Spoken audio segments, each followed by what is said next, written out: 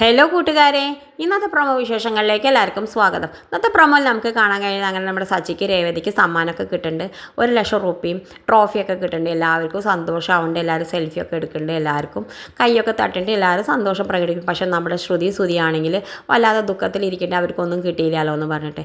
എന്തായാലും നമ്മുടെ ശ്രീകാന്ത് വിളിച്ച് അമ്മോട് പറയുന്നുണ്ട്, അമ്മയെ നമ്മുടെ വീട്ടിലേക്ക് തന്നെ ട്രോഫി എന്നൊക്കെ വിളിച്ച് പറയുന്നുണ്ട്. ആ സമയത്ത് ചന്ദ്രയാണെങ്കിൽ തെറ്റിദ്ധരിക്കുന്നുണ്ട്.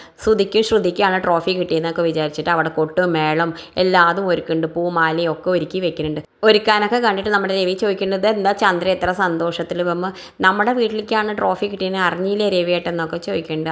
അറിഞ്ഞു എന്നൊക്കെ പറയുന്നുണ്ട്.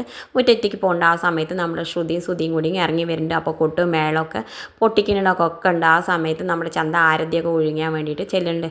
ആ വേഗം ആരതിയൊക്കെ രവിയുടെ അടുത്ത് കൊടുത്തിട്ട് അവരെ കെട്ടിപ്പിടിച്ച് ശ്രുതിനെ ഉമ്മയൊക്കെ കൊടുക്കുന്നുണ്ട്. എന്തായാലും നീ ഞങ്ങളുടെ വീട്ടിൻ്റെ അഭിമാനം കാത്തല്ലോ, നീ ഞങ്ങൾക്ക് തന്നെ ട്രോഫി വാങ്ങിക്കൊള്ളുന്നല്ലോ എന്നൊക്കെ വിചാരിച്ച് കെട്ടിപ്പിടിക്കേണ്ട.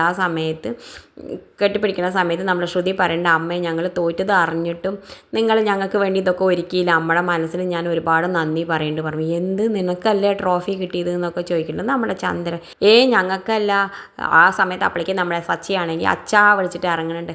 അച്ഛാ നമുക്ക് ട്രോഫി കിട്ടി എന്നൊക്കെ പറയുമ്പോൾ അപ്പോൾ രവിയാണെങ്കിൽ വല്ലാത്ത സന്തോഷമുണ്ട്. എന്നിട്ട് നിൽക്ക് പൂമാല ഇടണ്ട, സച്ചിയുടെ കഴുത്തിലിട്ട് എന്ന് പറയുന്നത്. ആ സമയത്ത് വേഗം സച്ചിയുടെ കഴുത്തിലും രേവതിയുടെ കഴുത്തിലും പൂമാലയൊക്കെ ഇട്ടിട്ട് എല്ലാവരും കൂടി ശ്രീകാന്തും വർഷയും ഒക്കെ കൂടി ഡാൻസ് കളിച്ചിട്ട് സച്ചിനി രേവതിനെ ഉള്ളിലേക്ക് കയറ്റുന്നുണ്ട്.